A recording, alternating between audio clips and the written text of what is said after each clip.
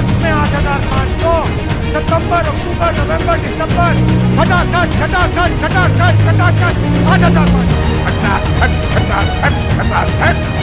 भेजेगी घर। भाषण में बोल दिया खटाखट खटाखट खटाखट सुंदर। अब अपने हर भाषण में नरेंद्र मोदी खटाखट खटाखट खटाखट फटाफट फटाफट खटाखट हो गया। और जनता ने भी मन बना लिया है, जब वोट डालेंगे तो इन्हें हटाने का काम करेंगे फटाफट फटाफट फटाफट।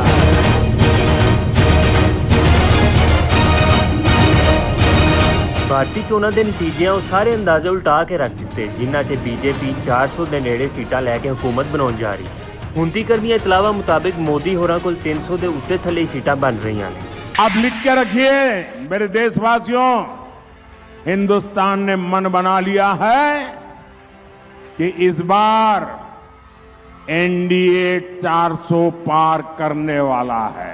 ਭਾਰਤੀ ਸਿਆਸਤ ਉੱਤੇ ਨਜ਼ਰ ਰੱਖਣ ਵਾਲਿਆਂ ਦਾ ਆਖਣਾ ਹੈ ਕਿ ਕਾਂਗਰਸ ਤੇ ਉਹਦੀਆਂ ਇਤਿਹਾਦੀ ਜਮਾਤਾਂ ਨੂੰ ਭਾਵੇਂ ਹੁਕੂਮਤ ਬਣਾਉਣ ਲਈ ਅਕਸਰੀਅਤ ਨਹੀਂ ਲੱਭਦੀ, ਪਰ ਉਹਨਾਂ ਸੈਕੂਲਰ ਭਾਰਤ ਦੇ ਨਾਂ ਉੱਤੇ ਆਪਣੀ ਭਰਵੀਂ ਮੁਹਿੰਮ ਚਲਾ ਕੇ ਕਟਰ ਹਿੰਦੂ ਵੋਟਰ ਦਾ ਇਕਮੁੱਠ ਹੋਣਾ ਵੀ ਮੋਦੀ ਨੂੰ 2/3 ਅਕਸਰੀਅਤ ਨਾ ਦਿਵਾ ਸਕਿਆ।